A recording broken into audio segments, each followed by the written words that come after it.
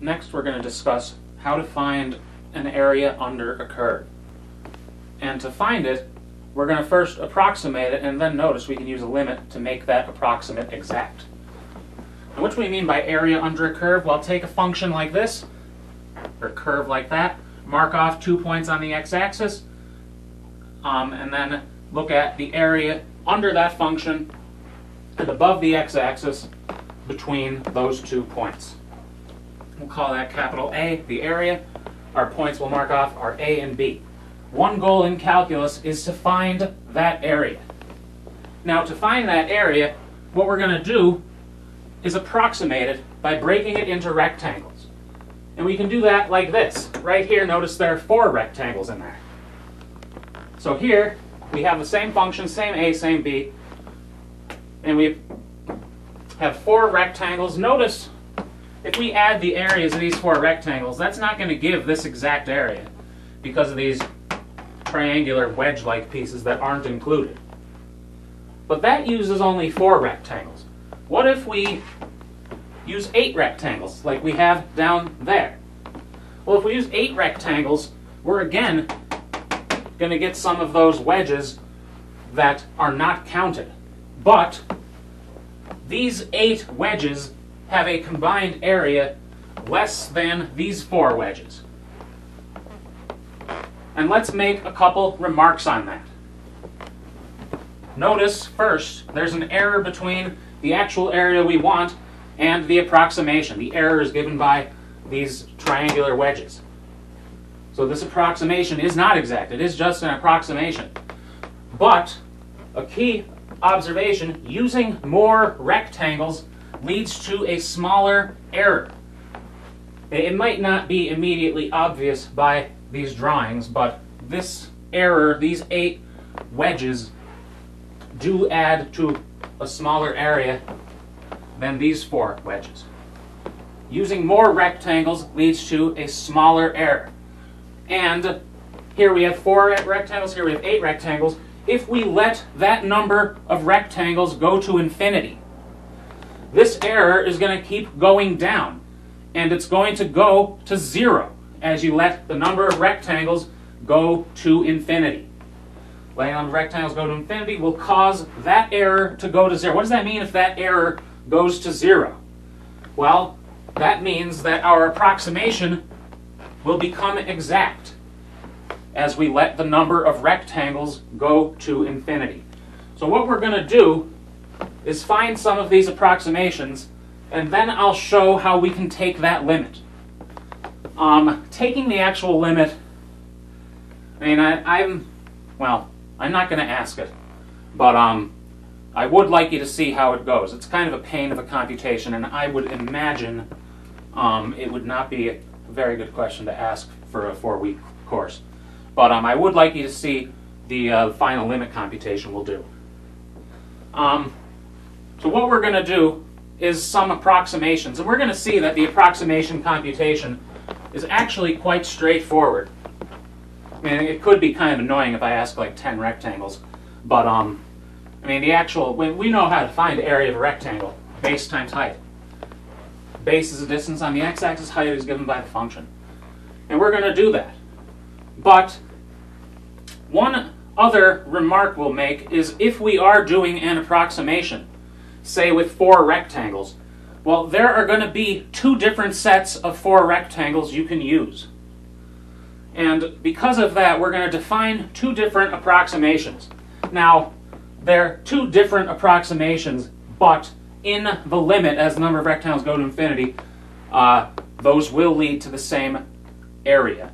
But let's illustrate this 4th remark with a diagram. What do I mean here by 2 sets of 4 rectangles? Well, let's look at a drawing. So let's look at the middle 2 boards here. So we have 2 different approximations using 4 rectangles. Well, what do they look like?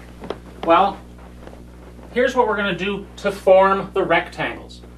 We're going to look at this x-axis, and we're going to divide it into 4 equal intervals. Look at the x-axis between A and B, and divide it into 4 equal intervals. Making them equal will lead to easier computations.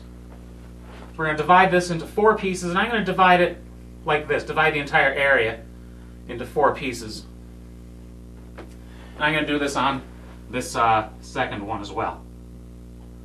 So we're not doing 4 lines between A and B. We're dividing the x-axis into these 4 equal pieces. Well, given that, there are actually 2 different sets of 4 rectangles we could use depending on which points we use to form the 4th side. We could start here at A and work over to B. And that's what we'll do here. What do I mean by start at A? Well, start up here and draw the top of the rectangle like that. And then do that here, draw the top like that, here, draw the top like that, and here, draw the top like that. And this gives 4 rectangles that we can find the areas of and add them together and get an approximation. But we could also form rectangles by starting at B and working to the left. Meaning, start up here and go over like that and get that rectangle. Then go here, go over like that, and get that rectangle. In this first one over here, we're getting an under approximation for this curve. Over here, notice the rectangles are giving more of an area than we need. And then keep going, and you get 4, and you can add these areas up. And get an approximation. So we could find 2 different sets of 4 rectangles. Well, there are 2 different sets of 4 rectangles we could use. And this first one we found using the left endpoints on the intervals on this x-axis. Meaning, for this rectangle with this base, we formed the top by looking at the left endpoint. We went up here, or given this base, we looked at the left, went to the top, and then formed the last side. And we did that for all of these. To form this rectangle, you use the left endpoint up there. To form this one, use left, and similarly for that. Over here, instead, we looked at the base side of the rectangle and used the right endpoint to form the top of the rectangle. Now, when I ask you to find an approximation, you don't have to find both of them. You could just find one of them, as we'll do in this example. Well, I'll do both of them for that example, but if I just say approximate the area using how many rectangles, you don't have to do both. But both exist in math, and we're going to define both of them. So first, let L4, 4 rectangles, L4 equal the combined area of the rectangles using the left endpoints.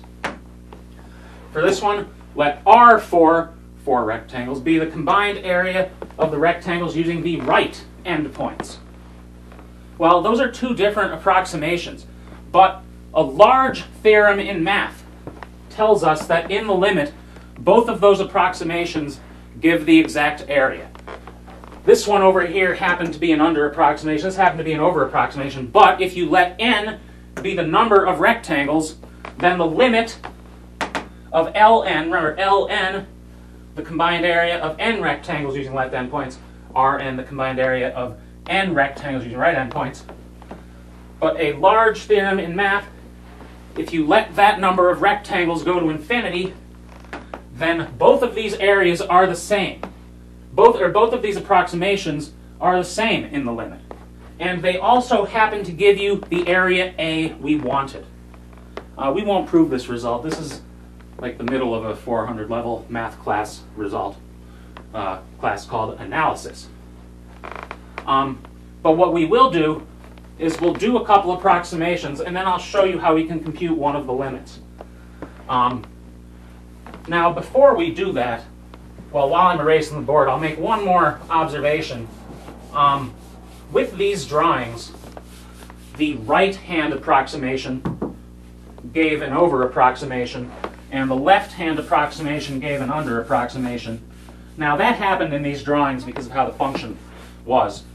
You could have a function where the left-hand approximation gives an over approximation. You could have a function where the right-hand approximation gives an under approximation. For example, this one. If you do a left-hand approximation of an area there, the rectangles will give an over approximation. if you do a right-hand approximation, it'll give an under approximation. And I'm not going to ask you about that. That was, well, maybe I will. I don't know. I haven't written the final yet, so who knows what I could ask. So let's do 3 approximations of area. Approximate the area under f of x is x squared plus 3 on 1 to 3, using 2 rectangles, 4 rectangles, 3 rectangles. And yes, I put this one third. I would say that's the hardest of the 3 by a significant margin. Maybe not. Well, yeah, I would say that definitely. So first, let's do 2 rectangles. Now with these, what the function actually looks like barely matters. But I'll still draw it. We can draw this one fine. X squared plus 3 looks like that. Well, we want the interval 1 to 3, so let's mark off 1 to 3. There's 1, there's 3. Approximate it using 2 rectangles. For each of these, I will give the left and right hand approximations. On a test, you do not have to do both approximations. You can just do one. You can do just one. So we have 1 to 3. We want to first use 2 rectangles. We need to divide this interval into 2 pieces. What I consider the hardest part of these problems is finding these x values. We're going to need those x values to find the areas of rectangles. How do we find this x value? Remember, we're dividing this interval into 2 equal pieces. Well, in this case, that's pretty easy, because it's just the point immediately between 1 and 3, which is 2. In part B, it also won't be too difficult. In part C, it'll be more annoying. But once we've found that, we can find the areas of our rectangles. And I'm going to draw the rectangles here to illustrate how we actually find their areas. A rectangle area is given by base times the other side. The base is 1. And I'm going to write that here. What's the other side? The other side is that length. That length. How do we find that length? Well, that length is a piece of the y-axis. It's the y value when x equals 1. Also known as f of 1. That gives us the first rectangle. What about the second rectangle? Well, the base, 3 minus 2, is still 1. What's the other side of the rectangle? Well, it's this distance. That's given by the function evaluated at 2, because it's the y value when x equals 2. So right here, we've found the area of, well, we've found a formula for the areas of those 2 rectangles. Now we just need to solve. Maybe I should have done 4 first. Now, whatever. 1 times f, what's f of 1? F of 1 is 4. What's f of 2? 4 plus 3. 1 times 7 is 7. So L2 is 11. We found the areas of 2 rectangles. What about R2? R2. Do I want to redraw it? Nah, I won't redraw it. Maybe I should for the first one. R2. Again, we're dividing into 2 pieces, which makes the middle point 2, but instead we're going to form the rectangles starting over here and working in that direction. The base of that rectangle, well, I'm going to draw all the rectangles. In these, I always like working from left to right, even if I do an L2 or an R2. So I'm still going to work left to right. The base of this first rectangle is 1. What's the height of this first? Well, the height isn't given by f of 1. It goes higher than that. The height is given by this line. That line, which is the function evaluated at 2. Well, that's wonderful. So the first rectangle is area 1 times f of 2. What about the second rectangle? Well, the base is still 1. What's the height? Well, the height is given by this distance. What's that distance? Well, that distance is the function evaluated at 3.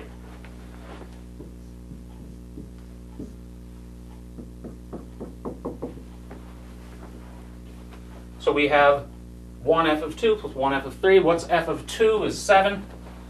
That equals 7. What's f of 3? 12. 12 times 1 is 12. So our left-hand approximation gave 11. Our right-hand approximation gave 19. So this exact area is going to be between 11 and 19.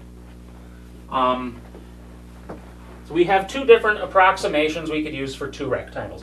What if we used 4 rectangles? I'm going to erase this.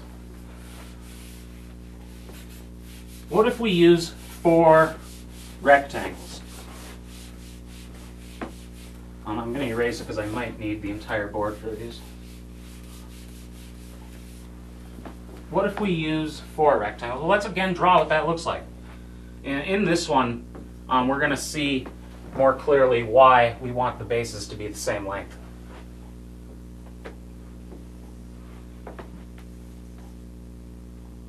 There's 1.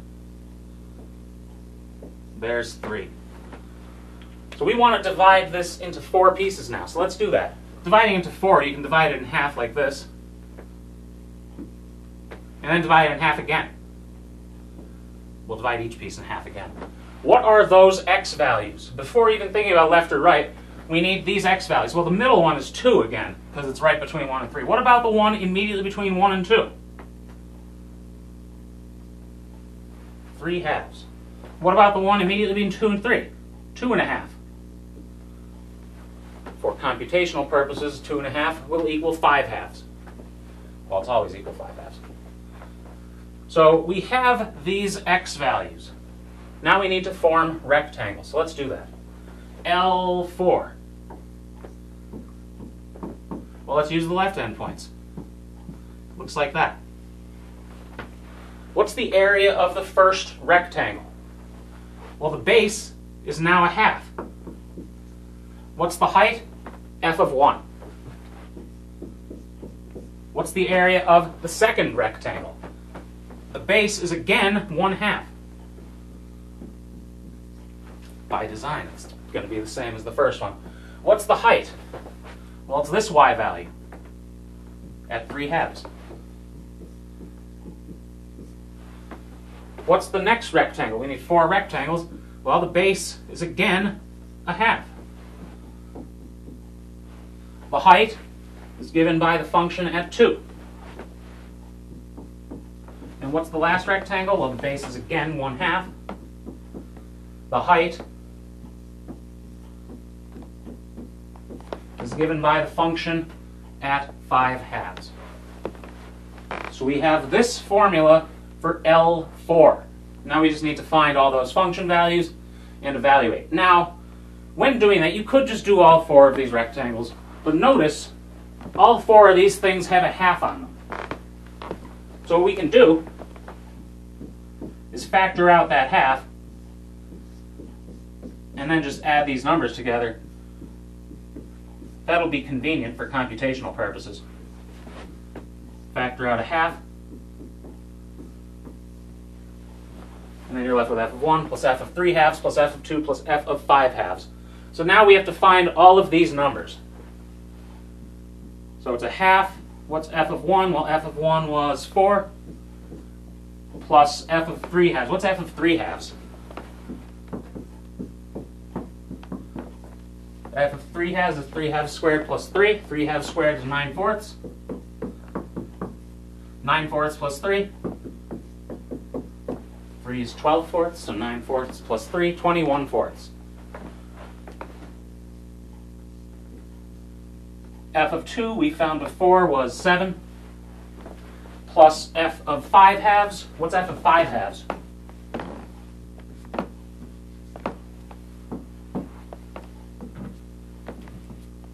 F of 5 halves is that number, 5 halves squared plus 3.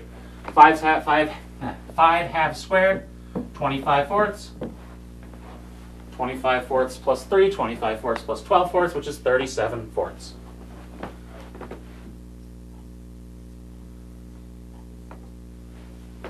Well, that's great. Now we have to add all of these numbers. How should we add these numbers? Well, let's add the like terms first. We still have that half out front. 8 plus 11, 4 plus 7 is 11. I don't know where I got 8 from. 21 fourths plus 37 fourths. 21 plus 37 is 58. So 21 fourths plus 37 fourths is 58 fourths. Also known as 29 halves. Okay, we still have that half there. Let's add these numbers inside that first.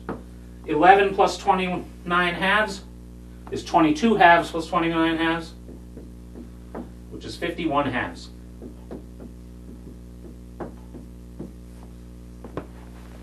So we get 51 fourths. Half of 51 halves is 51 fourths.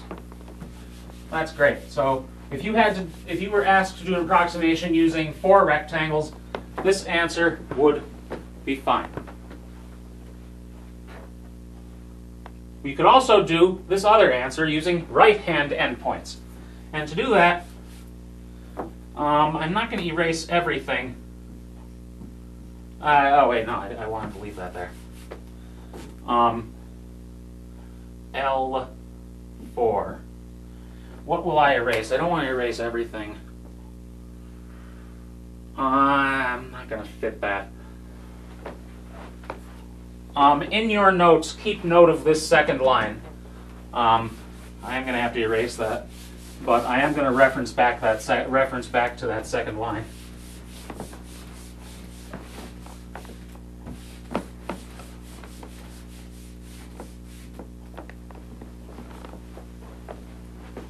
So let's do the approximation using right-hand endpoints. R4. Well, again, I'll draw it. So it looks like this, plus this, plus this, plus that. And what we're going to do, start on the left and move over to the right. The base is still a half.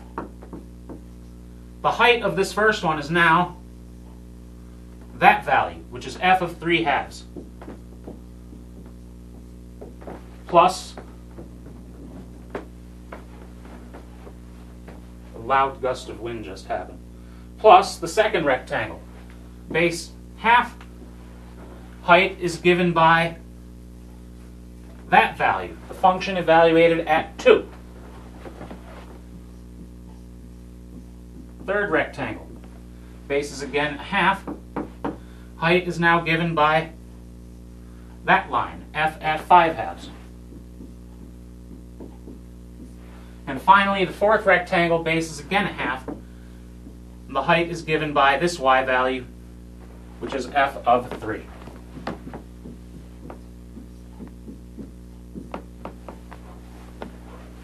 Well, now we just need to simplify this, and again, we're going to factor out a 1/2 to make our lives a little easier here.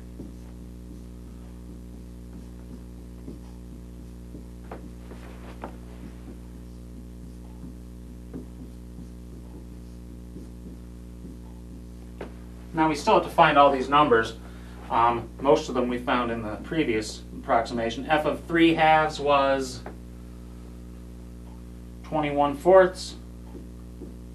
F of 2 was 7. F of 5 halves was 37 fourths. F of 3, 9 plus 3, which is 12. Now again, we'll just combine these. 7 plus 12 is 19. 21 and 37 makes 58 fourths, which is 29 halves. And then 19 plus 29 halves, well, 19 is 38 halves. 38 plus 29 is what? 70 minus 3? Also known as 67. So 67 halves times a half is 67 fourths. Now, we have these two different approximations. And getting the setup was, and we used the diagram to get to the setup, but we don't necessarily need anything on the diagram except the x-axis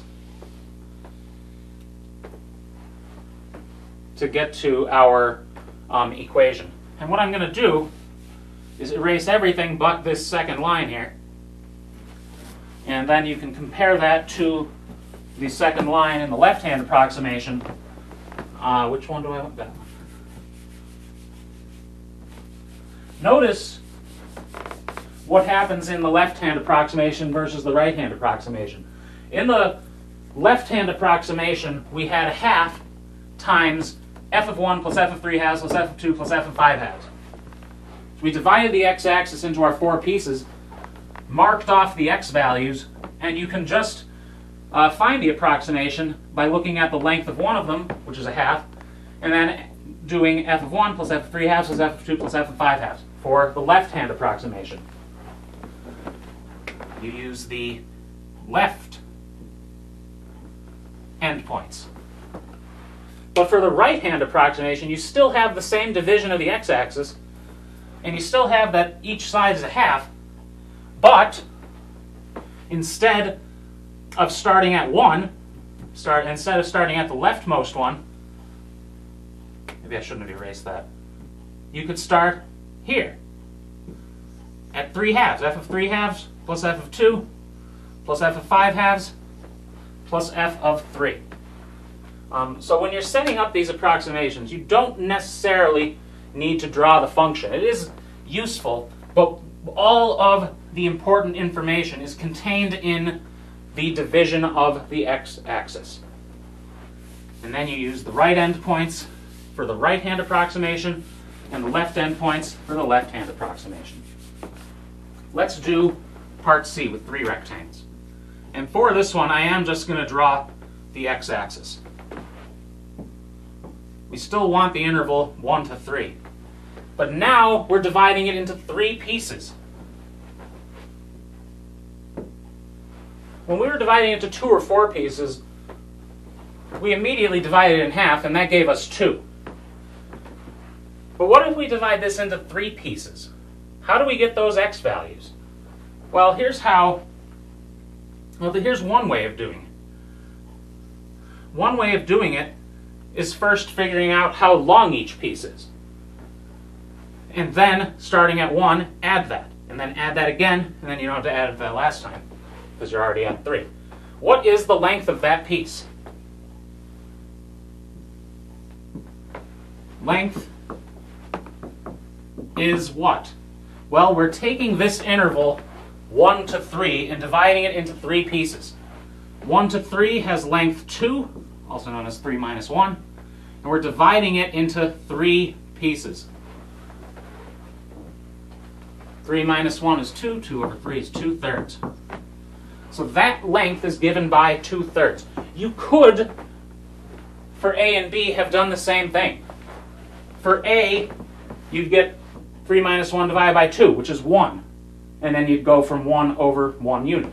For B, you'd do 3 minus 1 over 4, and it would give you 2/4, a half. And that gave you that each piece was length a half. But here, we have that the length is 2/3, because we're taking an interval of length 2 and dividing it into 3 pieces. Now, how can we use that to find these other x values? Well, we start at 1, and we go over 2/3. 1 plus 2/3 is 3/3 plus 2/3 is 5/3. Well, how do we find this next one? Well, it's again going to be 2/3 over from the previous one. 5/3 plus 2/3 is 7/3. And then finally, the last one is 2/3 over again. 7/3 plus 2/3 is 9/3, which is 3. But 3 is already filled in from the start. Well, now we just need to do our approximations. Well, before doing that, I guess I'll say, notice there is a sequence here. 3/3, 5/3, 7/3, 9/3. L3.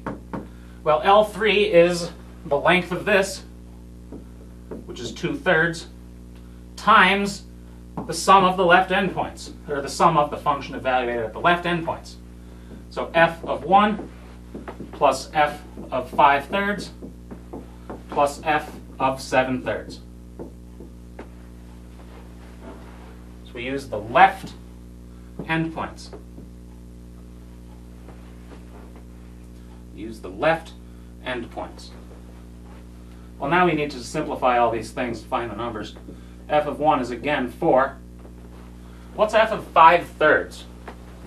F of 5/3 is 5/3 squared plus 3. 25/9 plus 3. 3 is what in terms of ninths? 3 is 27/9.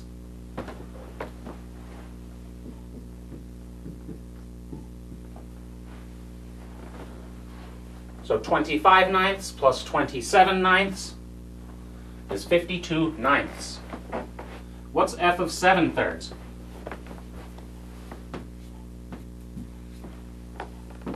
F of 7/3 is 7/3 squared plus 3. 7 squared is 49. 49/9 plus 27/9 is 76/9.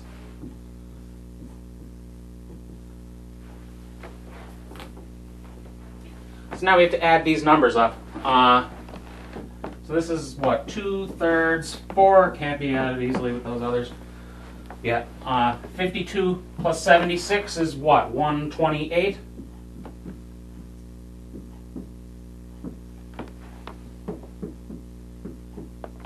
Four is what, 36/9?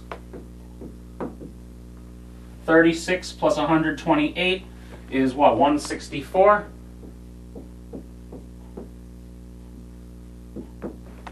So we get 164. Now 2 and 164 is 328. 9 and 3 is 27. So 328 over 27.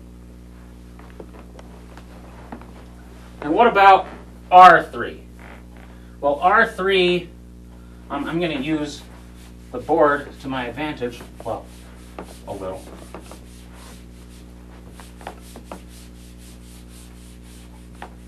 And if that really is to the advantage, just leaving 2/3 in the parentheses. R3, instead of using left endpoints, we're going to use the right endpoints. So f of 5/3 plus f of 7/3 plus f of 3. So this is 2/3. What was f of 5/3? 52/9 plus f of 7/3, 76/9 plus f of 3 was 12. So this is 2/3 of 12 plus, what was that, 128/9? 12, that's pretty annoying. What's 12 in terms of 9? 96/9? No, 108/9. Because 12 times 10 is 120, so 12 times 9 is 108. So where were we? 108 plus 128 is what? 236. So you have 2/3 of 236/9 is what? 472 over 27. So we have our approximations. Now the next thing we'll do is look at how we can make this approximation exact. And I'm actually not going to do that on the board because these approximations took a little more time than I thought they would. So I will post this